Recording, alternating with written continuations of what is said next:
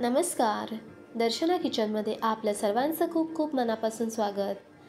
कच्चा मुळा खाल्ला जात नाही, पण जर तुम्ही अशा प्रकारे भाजी बनवलीत तर सगळे अगदी आवडीने खातील.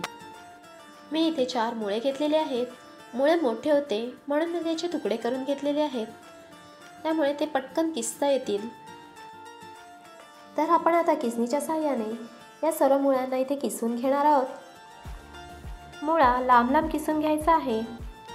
किसलेला असल्यामुळे याची भाजी अगदी पटकन तयार होते. तुम्हाला आवडत असेल तर मुळ्याची पानं देखील या भाजीमध्ये घेऊ शकता. आपण बघू शकता इथे मी सर्व मुळा किसून घेतलेला आहे.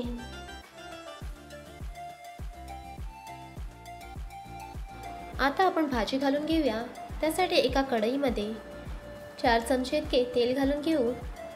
तेल घालून झाल्यानंतर 1 चमचा मोहरी, 1 चमचा जिरं.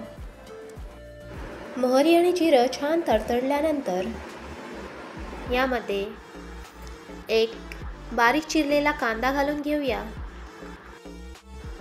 तसंच त्यामध्ये बारीक चिरलेली मिरची आणि कढीपत्ता घालून घेऊया.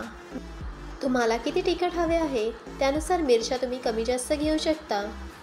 आता आपल्याला कांदा मंद आचेवर छान सोनेरी रंग येईपर्यंत परतून घ्यायचा आहे. तर बघू शकता आपण कांद्याला छान सोनेरी कलर आलेला आहे. त्यामध्ये 1 चमचा हळद घालून छान मिक्स करून घ्यायचा आहे.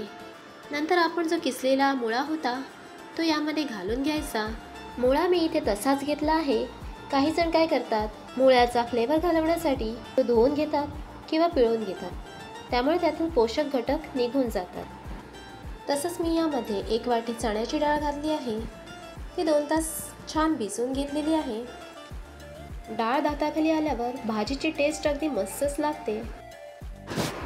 यामध्ये चवीनुसार मीठ घालून घेऊया. तसंच किसलेलं खोबरं घालून घेऊया.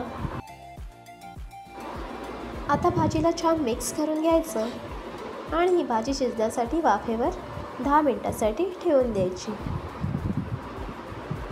एकदम मंद आचेवर भाजीला शिजण्यासाठी ठेवून देऊया. 10 मिनिटं झालेली आहेत. आपण ह्यावरचं झाकण काढून घेऊया. आपण बघू शकता भाजीला किती सुंदर असा कलर आलेला आहे. आता यावर भरपूर अशी कोथिंबीर घालून घ्यायची आणि भाजीला छान मिक्स करून घ्यायचं. ही भाजी तुम्ही चपाती किंवा भाकरीबरोबर देखील खाऊ शकता. ही भाजी बनवायला अगदी सोपी आहे, अगदी झटपट होते, खूप चविष्ट आणि पौष्टिक असते. अगदी लहानांपासून मोठ्यांना देखील सर्वांना खूप आवडेल. तुम्ही सुद्धा एकदा नक्की ट्राय करून बघा. आणि आजची माझी रेसिपी आवडली असेल तर माझ्या चॅनलला लाईक, शेअर आणि सबस्क्राईब नक्की करा. थँक्यू.